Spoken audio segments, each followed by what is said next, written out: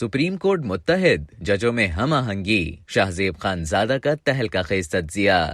मेजबान शाहजेब खानजादा ने तज्जिया पेश करते हुए लिखा कि पंजाब और खैबर पख्तूनख्वा में इंतखाबात के हवाले से सुप्रीम कोर्ट में ड्रामाई समाज जारी है। बेंचेस बन रहे और टूट रहे हैं, फैसले आ रहे हैं, उन पर मजीद फैसले आ रहे। चीफ जस्टिस उमर अता बंदियाल कह रहे हैं कि सुप्रीम कोर्ट मुत्तहिद है और जजों में हम आहंगी है, मगर उनके साथी जजेस हर रोज किसी न किसी तहरीरी फैसले में उनके मौकिफ की नफी कर रहे हैं। चीफ जस्टिस सियासतदानों से सियासी दर्जा हरारत नीचे लाने की बात करते रहे। दूसरी तरफ जजों के दरमियान अदालत का दर्जा हरारत मजीद बढ़ गया। 9 से 5, 5 से 4 और अब 4 से 3 जजेस का बेंच हो गया। चीफ जस्टिस से मुतालबा फुल कोर्ट बनाने का था, मगर बेंच छोटा होता चला गया। 5 रुकनी बेंच के रुकन जस्टिस अमीनुद्दीन खान ने खुली अदालत में कहा कि जस्टिस काजी फाइज ईसा के फैसले के बाद वो बेंच का हिस्सा नहीं रह सकते। जुम्मे को 11:30 बजे बेंच के आने से पहले जस्टिस काजी फाइज ईसा के फैसले से मुतालिक सुप्रीम कोर्ट ने एक सर्कुलर जारी कर दिया। सर्कुलर में लिखा है कि जस्टिस काजी फाइज ईसा और जस्टिस अमीनुद्दीन के फैसले में दी गई ऑब्जर्वेशंस अस खुद नोटिस के दायरा कार में आती हैं। 2 रुकनी बेंच की तरफ से अदालती इख्तियार का यकतरफा तौर पर इस्तेमाल करना